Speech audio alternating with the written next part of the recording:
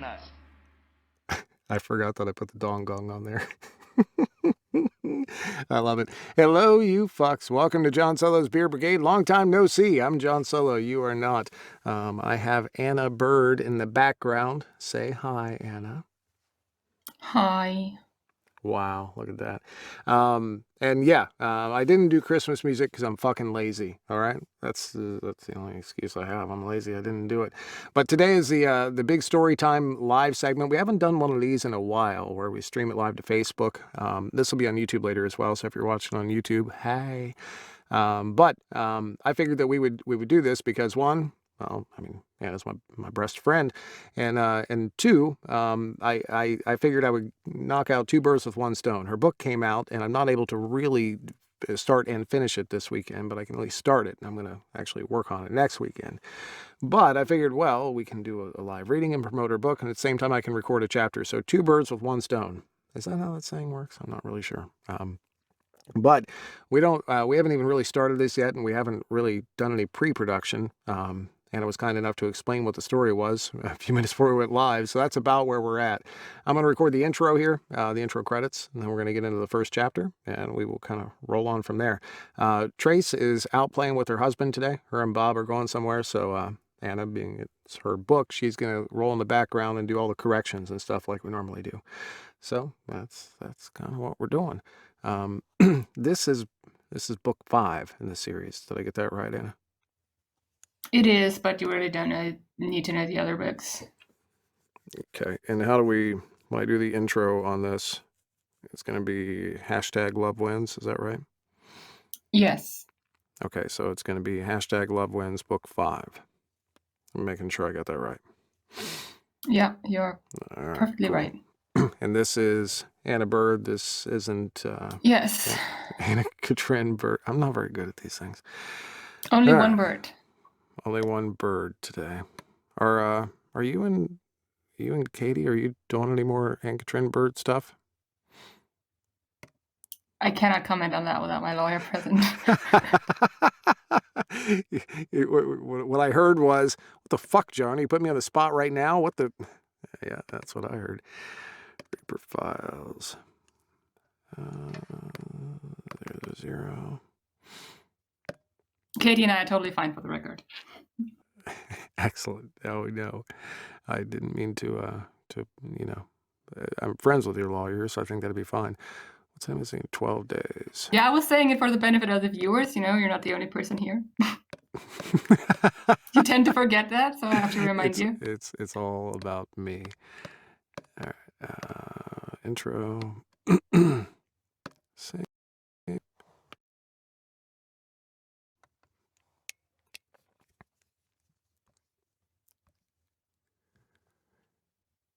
12 Days of Gay. #LoveWins Book 5. Written by Anna Byrde. Narrated by John Solo. I can't say that anymore without giggling because Katie made fun of me. She had every right to. She wasn't wrong. That's the thing. She wasn't wrong. I do caress my own name. Bump there. Coffee cup.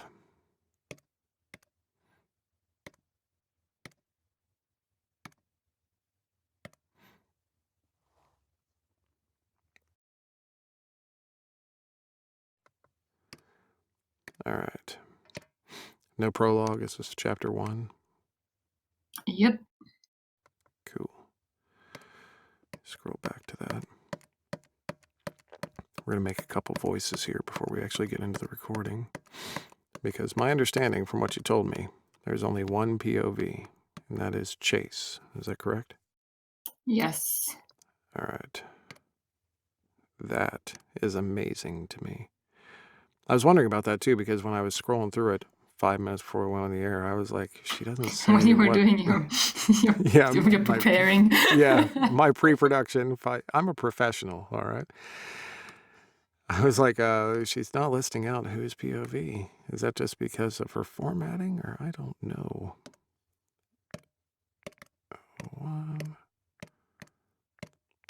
12, Days. Chapter 1. It would be funny if I deleted all the POV indicators just to screw with you. It sounds like something I would do. I think you've done that before. Did you do that intentionally to fuck with me? Because that is something you would do. Notice she didn't say anything, crowd. Notice she didn't say a word there. That means yes. When a woman doesn't answer you, and you can't see her physically, you know she's smiling, though you can hear she's smiling, grinning from ear to ear, that means yes.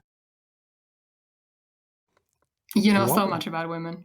Well, yeah, what was the sage truly advice? Amazing. You yourself gave me the sage advice was no means yes and yes means anal. I think that's good advice. I did not say that. I did not say that. All right, first voice here is going to be Chase. Chase. When the sunlight strikes raindrops in the air, they act as a prism and form a rainbow. The rainbow is a division of white light into many beautiful gay colors. Be Chase.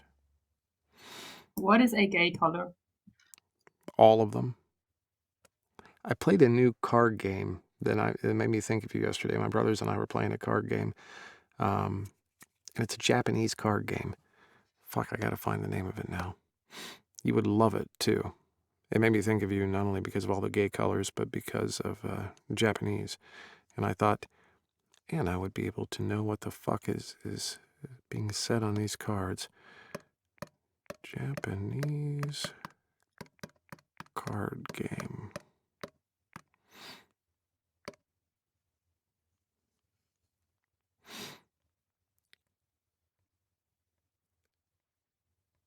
Oh man, it's not going to list it out now. I'm going to have to figure out the It's name really of this game. cute that you think there's only one Japanese card game. Yeah, they don't make a whole lot. I mean, the Americans are the creative ones, not the Japanese. All they make is anime normally. I started with an S. Fuck, I'm going to have to think of the name of it. It was fantastic, though. It was really, really good. Then we played a stupid card game called Llama, and Llama was as dumb as shit. And yet the stupid one is the one whose name you remember. Mm-hmm. Yeah, that one was easy. It started with an S. It was definitely an S word. I have to text my brother eventually. Ask him. That was Chase. Now we're also going to need Eric. And we're not really sure what to do with Eric. You said he doles out sage advice. He's not dumb. I think I'm just going to do the classic gravelly best friend voice. It's going to run into some other characters, but it is what it is. I mean, the other characters don't really show up in this book. Oh, that's perfect then. Eric, when the sunlight strikes raindrops in the air, they act as a prism and form a rainbow. There, he sounds just a little bit arrogant, but not too much.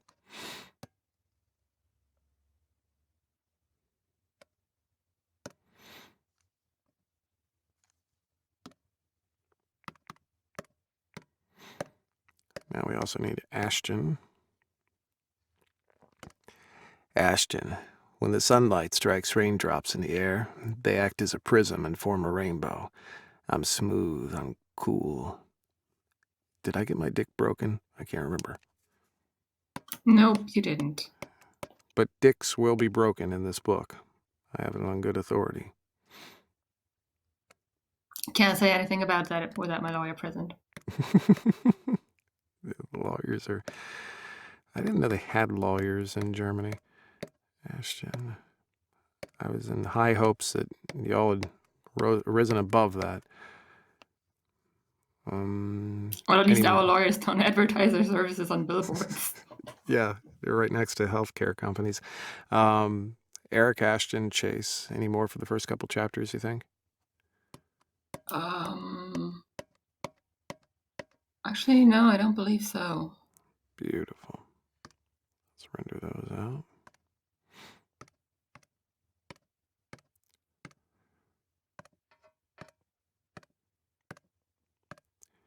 If anyone's in here that's never seen a Storytime or seen a live recording session, I know it's very exciting, this whole process. Rid of those out. I'll drop them in here.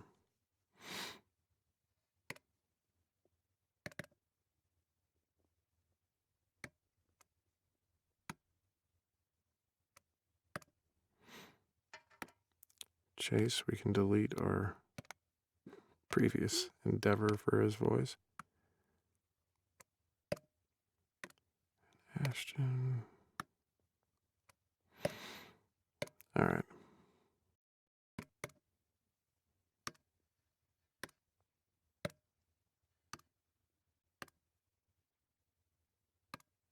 Yeah, we should be set.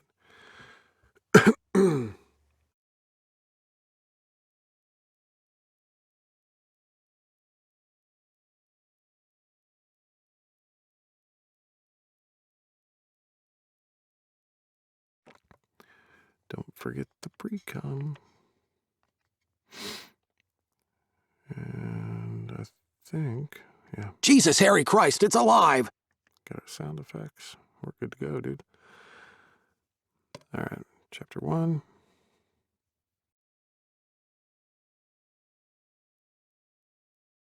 Here we go.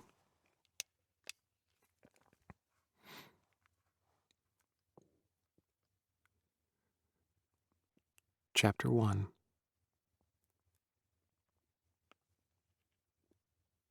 I was putting the Speedos from today's photo shoot in the washer when my best friend sauntered in through the door with a glossy magazine in his hand. Aunt Rosie told me to give this to you, Eric said in a sing-song voice to let me know exactly what that magazine was about. Seriously? I stuffed the last of the laundry into the machine and turned to my friend. It can't be in print yet. It was barely the start of December, and Aunt Rosie had told me the magazine was slated for release around Christmas. Pre-release copy. Eric grinned. We look really good. I shot Eric a skeptical. Pre-release copy. Eric grinned. We look really good. I shot Eric a skeptical look before getting the washer started. 2 weeks ago, we'd been at a photo shoot together organized by Aunt Rosie for some advertising, a full 2-page spread in Kinks Unleashed. It had been an amazing opportunity for me, a stepping stone to more modeling jobs in the future, except I wasn't one of the models taking center stage in that picture. I wasn't Santa, and I wasn't the naughty elf sitting on his lap. That was Eric, who no doubt looked great in his role. I was the tree. A fact that had not been disclosed to me before the makeup team covered my skin in green body paint, and I'd only gotten my first doubts when they hung shiny balls to dangle from my fingers. By the time they had started painting my dick to look like a candy cane, I was too far in to protest. Come on, let's have a look. Eric tugged at my arm. You're done working, right? Basically, yeah. I'd still have to get the laundry out of the washer later, but that was my last task of the day unless Aunt Rosie called for anything. This was her house, but Eric and I got to live in the guest wing while we were working. He was a chef when he wasn't modeling. I was basically a maid, except that my work uniform consisted of Speedos instead of the typical apron. I make cookies, Eric said, explaining the hint of cinnamon that lingered in the air as he guided me toward the kitchen. Figured we'd start Christmas a little early in celebration. I'm not sure this shoot is worth celebrating. Don't be like that. You make a great tree. Check it out. Before I could say anything, Eric spread the magazine on the kitchen island, opening to the page with Aunt Rosie's advertisement. There I was, in all my glory, shining balls and everything. It looks good, Eric insisted. You look good, I pointed out. My friend was shorter than most men, but that made him perfect for the role of Santa's naughty elf. The only problem was that I couldn't look at the elf without also looking at Santa. Eric made a very handsome elf, but his appeal faded in comparison with the man whose lap he was sitting on, and I fucking hated that fact. Ashton Marshgrove had no right to be that damn hot with a Santa beard taped to his chin. He was shirtless in the picture, though, and no right to be that damn hot with a Santa beard taped to his chin. He was shirtless in the picture, though, and the way Eric leaned against his chest made me want to splay my own hand over his skin and rub my finger over his exposed nipple. That photographer had known exactly what he was doing when he'd positioned the two of them. Ashton had known what he was doing, too. The way he gazed into the camera. It was as if he was staring straight at me, daring me to be naughty this Christmas. Damn him and his dark eyes. Eat a cookie if you need something more wholesome to drool over. Eric gestured to a plate with baked goods, various little, naked gingerbread men. I wasn't drooling. I defended my honor. Sure. Eric studied the picture alongside me. Can't blame you, though. That boy's firm in all the right places. I swallowed, pushing down the tendril of arousal that my friend's words sparked in me. He would know, wouldn't he? He'd sat on Ashton's lap while I'd been stuck in the corner, trying my best not to move. Ignoring me, Eric bit into a cookie. Damn, these turned out good. Yeah? Ripping my gaze away from the magazine, I tried a cookie. Gingerbread, cinnamon, and a hint of nutmeg. Tastes like Christmas. Not as good as the cookies my grandma used to make, but that was probably nostalgia talking more than anything. I don't get why we don't eat these cookies year-round, Eric mused. As far as I'm concerned, it could always be Christmas. Wouldn't that be nice? Eric glanced at the magazine again. I think I'm going to frame this shot. Please don't. Why not? Because you're a tree?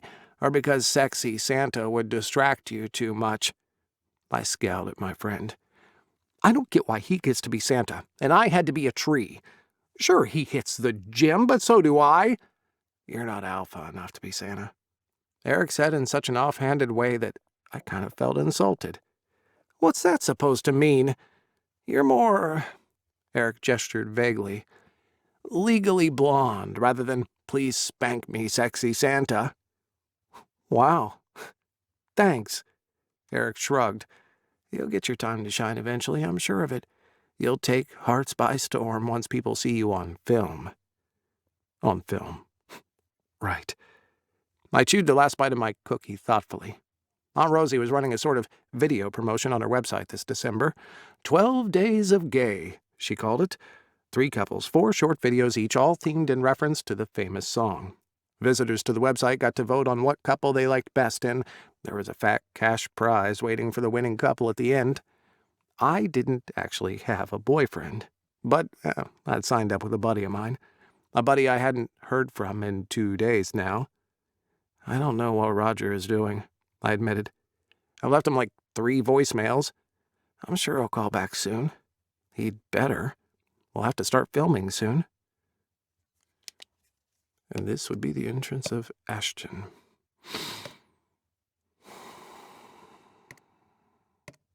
I'm so sad I didn't get to trip you up. Ashton. There's still time. The sunlight strikes raindrops, so Ashton is going to be slower down here. Back soon. He'd better. We'll have to start filming soon. Filming what? I whirled around at the sound of another man's voice butting in on our conversation. Ashton's voice. He walked into the kitchen as if he owned the place, dark gaze focused on me. He'd moved into this house a few weeks ago. Not to work, though. Aunt Rosie claimed he was family. Like, she was actually aunt, while the rest of us only called her that. Stop. Got it. Did you get it? Yeah. On me. He'd moved into this house a few weeks ago. Not to work, though. Aunt Rosie claimed he was family, like she was his actual aunt, while the rest of us only called her that. It afforded the asshole some unfortunate privileges, like the fact that he could ask me to fetch him his slippers. And I had to do it. Fortunately, he hadn't yet asked me to put them on his feet for him, too, but every time I handed him his shoes and his eyes bored into me, it felt like he was a second away from doing just that.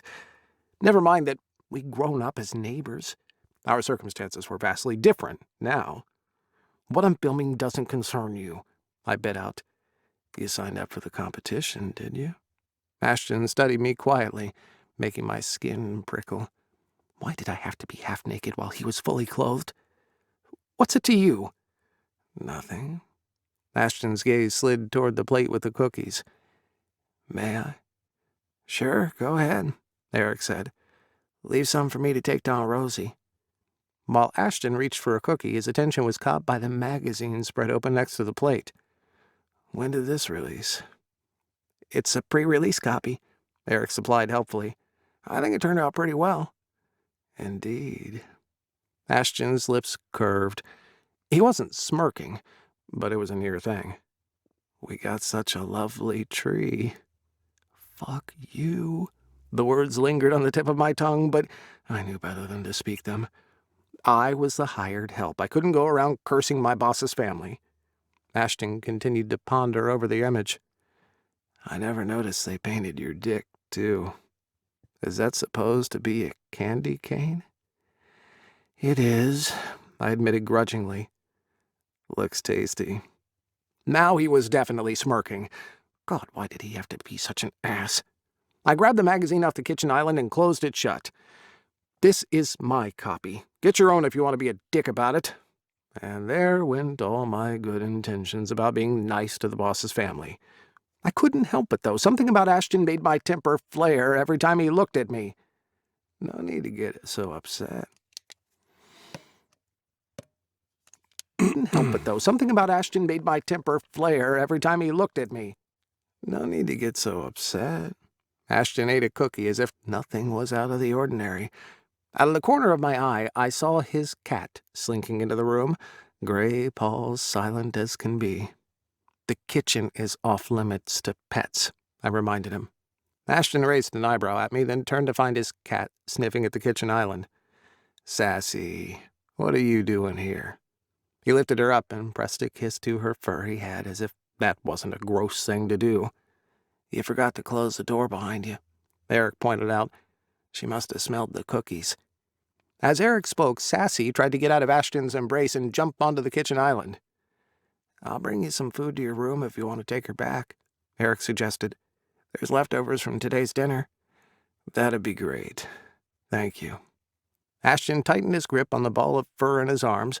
If the cat had been white and pretty, he might have looked like a Bond villain. Sassy was not a pretty cat, however. She looked more feral than regal, with part of her ear missing and her eternally grumpy face.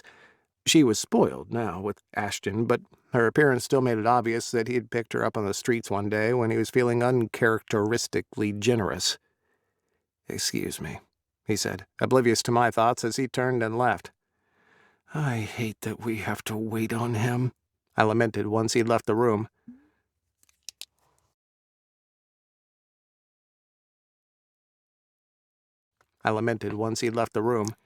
"It is what it is." Eric busied himself readying a plate of roast beef and veggies for the bastard. "It's not so bad. At least he's nice about it." "Nice? Maybe to you. He's always been an ass to me." "That's 'cause he's into you, dum-dum. Roll your eyes at me all you want. He literally called your dick tasty." "He was ridiculing me." "Whatever. I'm gonna take this to his room." "Yeah, okay." I waved at my friend as he strolled past and was about to take another cookie when my phone rang.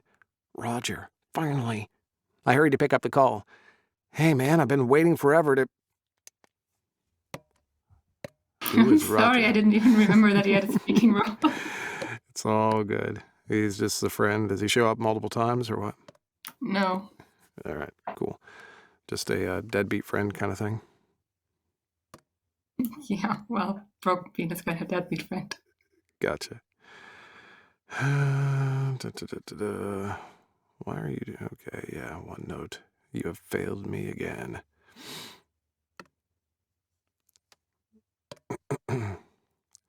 "Hey, man, I've been waiting forever to..."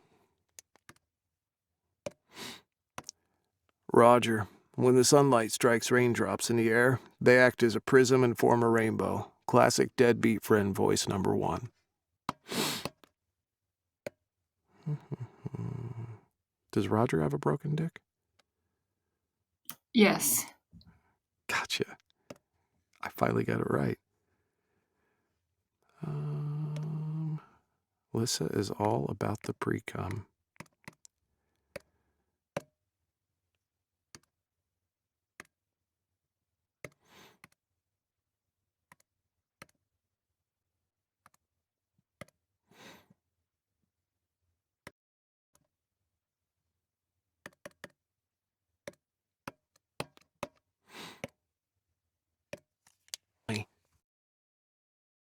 Hey, man, I've been waiting forever to... It's super bad. Roger cut me off. I'm super sorry. What are you talking about? I don't know how to say this. My brows furrowed. Spit it out. I might have... well, I met this really cute guy, and then... I dragged a hand down my face. Roger had always been so fucking flighty. Are you trying to tell me that you're in a relationship now and you can't shoot these videos with me? Those. And then... I dragged a hand down my face. Roger had always been so fucking flighty. Are you trying to tell me that you're in a relationship now and you can't shoot those videos with me? It's not like that. Then what is it like? I broke my penis. Silence, as I tried to comprehend that. You what? I didn't mean for it to happen, okay? Does it hurt? I blurted out. It's okay, I guess. I don't know, man, it's really weird. I got the feeling that weird didn't even begin to describe it. How do you break your penis? Unconsciously, I clutched my own crotch. I don't want to talk about it. If your date ever pulls out a book with super complicated-looking sex positions, don't do it. That sounded like solid advice. I'm so sorry, dude. It's fine. Okay, I got it. Don't do it. That sounded like solid advice. I'm so sorry, dude. It's fine. I suppressed a sigh. What a shit show. I'll tell Aunt Rosie that we're withdrawing. The deadline for the first video was in 2 days, after all. Even if I wanted to enter the competition without Roger, where would I find a replacement in time? Well, there's always Ashton's pussy. Oh, you're a big fan of Sassy, just admit it. I am. I have no qualms about telling you. I'm into the pussy.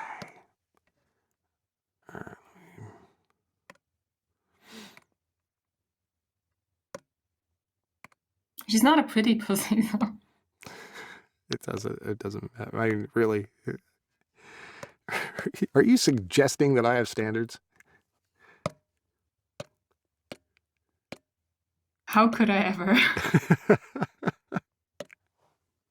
We're into this one. I think we can do one more here.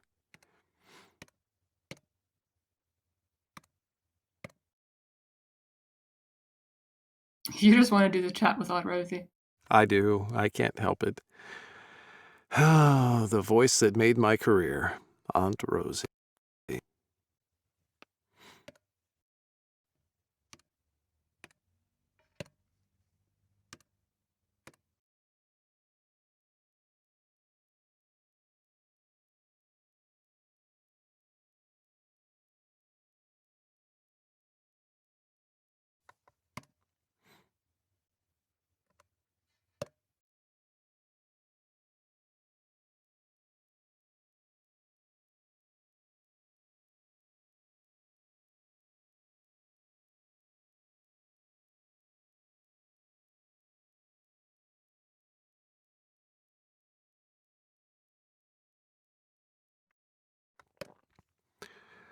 All right.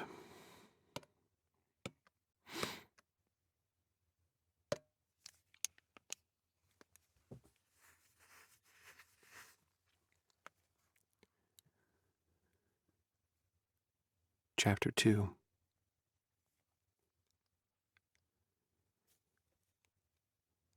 Aunt Rosie's room was on the opposite side of the building from the guest wing.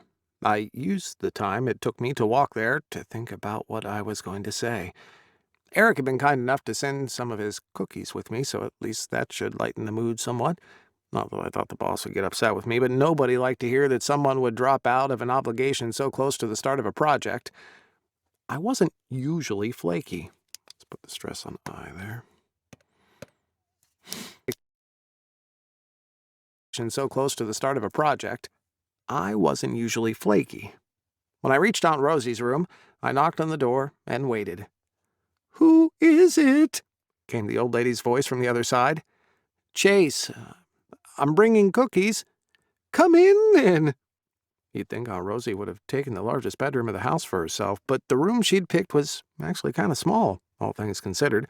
No bigger than the one I got in any case, just enough space for a large bed, a lounge chair, and an antique dresser that had been sanded and painted in pink, the same color as the plush carpet. The boss sat in her chair with Momo, the mini pig, in her lap.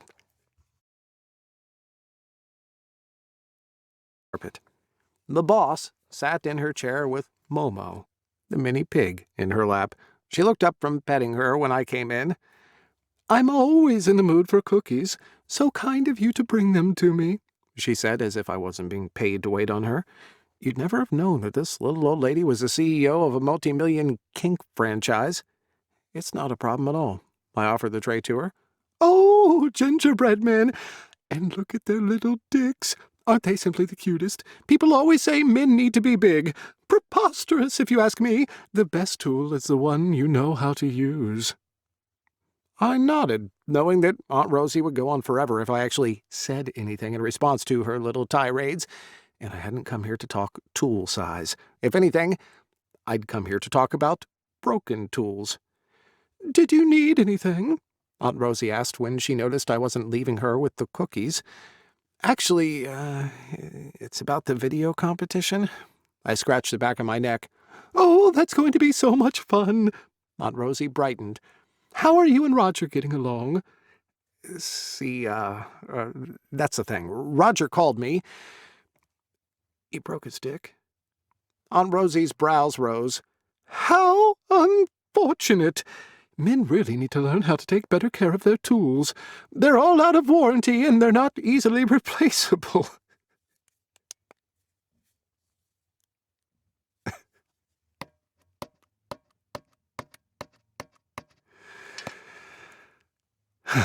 All right. Stick. Aunt Rosie's brows rose. "How unfortunate! People really—" Men. He broke his dick. Aunt Rosie's brows rose. "How unfortunate! Men really need to learn how to take better care of their tools. They're all out of warranty, and they're not easily replaceable." Didn't I know? If Roger's tool was easily replaceable, we wouldn't be having this conversation. I wouldn't be having this problem. "Yeah, I don't know how it happened," I said. Roger had mentioned complicated positions, but that wasn't something I wanted to bring up with my boss, even if my boss was Aunt Rosie. "He says he can't do the video, so I'm very sorry about that, but it looks like we can't join the competition anymore." "How very unfortunate indeed." For a moment there, Aunt Rosie looked genuinely distraught, studying her snoozing mini-pig instead of me. Studying her snoozing mini-pig instead of me. Only distraught, studying her snoozing mini-pig instead of me. After only a second or two, though, her features smoothed over. I didn't know whether to be reassured by that or not, because it kind of looked like she had a plan. And Aunt Rosie's plans could be wild, to say the least. She hadn't become the head of Fancy Pants Unlimited by chance. "So, poor Roger is out of the running," she said. "But we can still find another partner for you. I'd hate to lose both of you, after all." I can't think of anyone who'd jump in for Roger. It was rather short notice. Ordinarily, I might have asked Eric to play pretend with me for a few videos, but he was going on vacation in a few days. "You can't think of anyone at all? I have so many good-looking boys on staff. I turned some of them down, you know." Aunt Rosie picked a cookie from the tray and considered it. "We received many applications.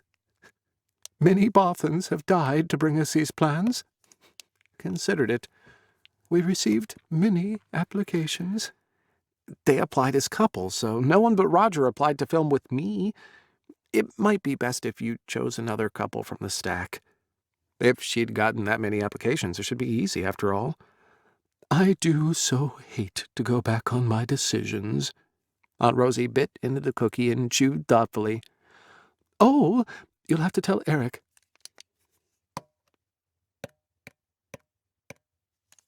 decisions. Aunt Rosie bit into the cookie and chewed thoughtfully. Oh, you'll have to tell Eric that his cookies are delightful. I will, I said, only a little thrown off by the turn the conversation had taken. Were we done talking about the competition now? I was about to ask if I could leave when my boss spoke again. If I found you another partner, would you consider him? Or were you partial to Roger? Was I partial to Roger? Not really. We'd only hooked up a couple of times. I'd asked him because he was the kind of guy who was game for pretty much anything, even if that anything ended up being breaking his dick, as it turned out. Going on camera with a total stranger, though? Oh, that was a different matter entirely. Aunt Rosie seemed to read this on my face.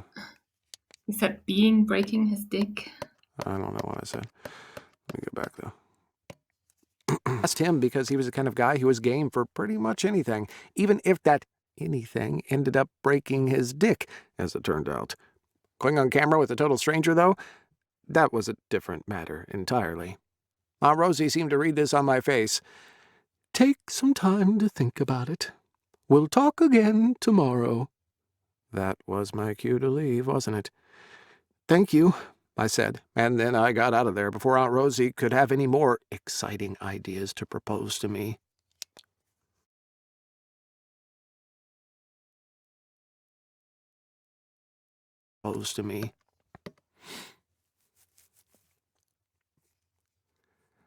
My own room was a mess by the time I made it back there, not because I was a messy person, but because I lived with a spoiled little brat who went batshit when I left him alone for longer than an hour. Was this really necessary? I scowled at my corgi, who was wrapped in toilet paper from head to paw. Roscoe tilted his head at me as if wondering what I was so upset about. I gestured at the lines of toilet paper that littered my bed and floor. Roscoe tilted his head to the other side. Then he shook himself and bounded toward me, yipping happily. Try as I might, I couldn't stay mad while my dog sure.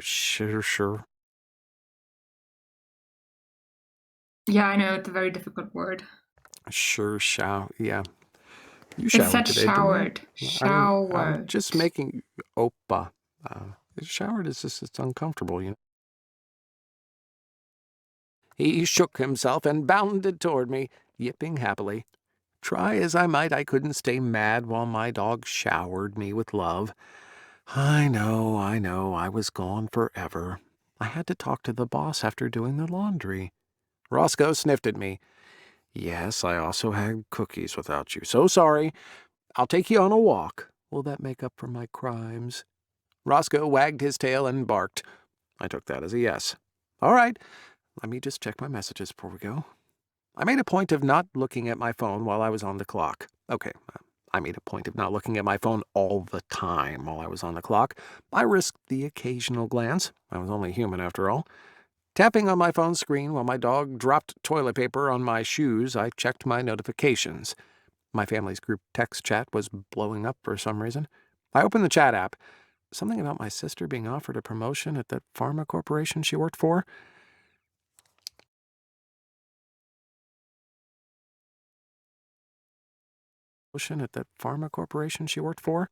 Inwardly, I groaned.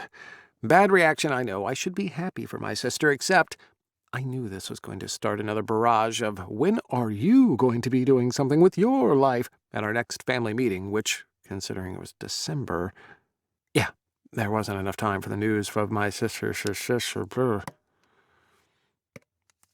or life at our next family meeting, which, considering it was December, yeah, there wasn't enough time for the news of my sister's success to blow over before I saw my parents again, and all I had to show for my career was a picture in which my dick looked like a candy cane.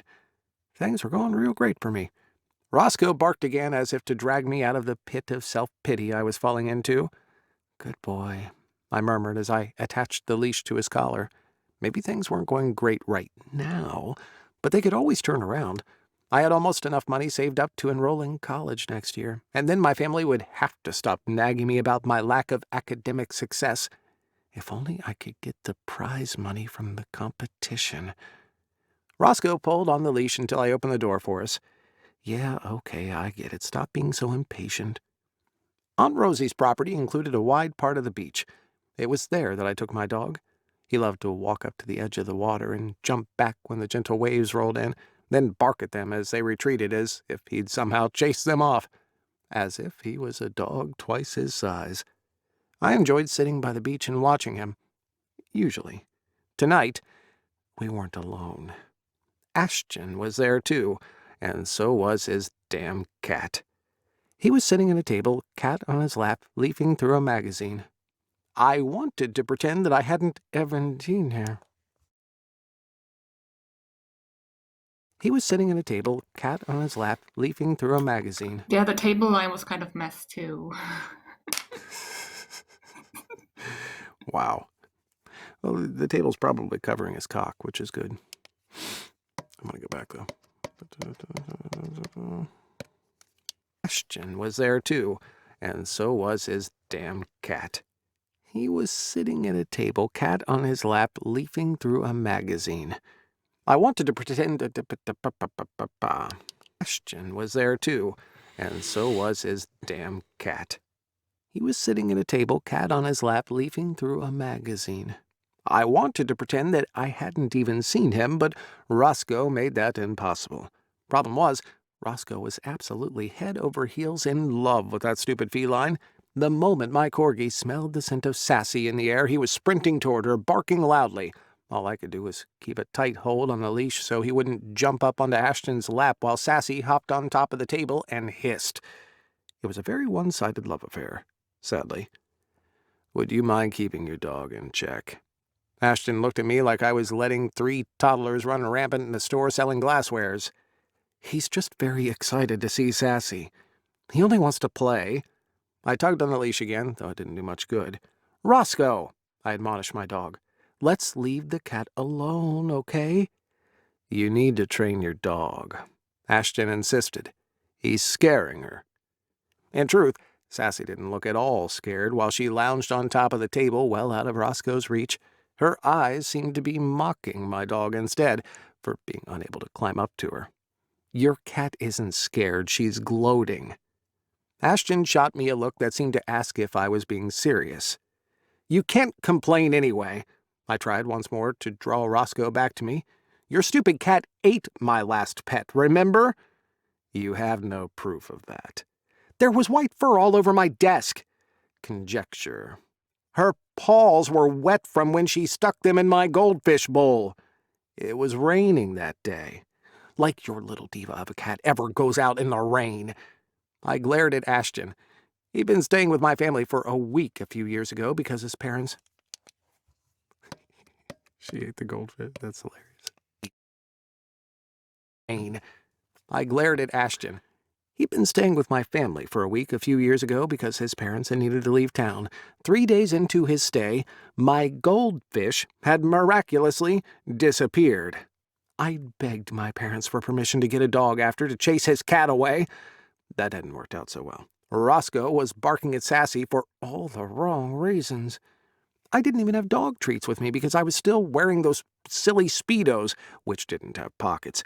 Easily the worst part of the outfit. It's better than having pockets that are too small to put a cell phone in. Speedos, which didn't have pockets. Easily the worst part of the outfit. Ashton rose from his chair and picked his cat up in his arms. Unlike me, he was wearing a shirt, making me feel incredibly naked by contrast. Sassy would never hurt a soul. Keep telling yourself that. Ashton regarded me quietly for a moment while I did my best to calm my dog down. You're off the clock? He asked eventually. Yeah? Why? Don't worry about it. I'll ask tomorrow. Ask me what? I glared at Ashton. He wanted me to do something for him, didn't he? Something I would... I glared at Ashton. He wanted me to do something for him, didn't he? Something I would hate. I was sure of it. But he wasn't telling me now. Have a good night, was all he said before walking away, his cat peering at me over his shoulder. God damn it, I muttered, leading my dog toward the water, breathing in the smell of the ocean in an effort to relax. At least Ashton was making it easier for me to come to a decision about Aunt Rosie's suggestion. Winning the video competition would get me out of this job faster, which meant getting away from Ashton faster, which meant I absolutely had to do it, no matter who she picked as my partner. She's going to pick the cat. I know it.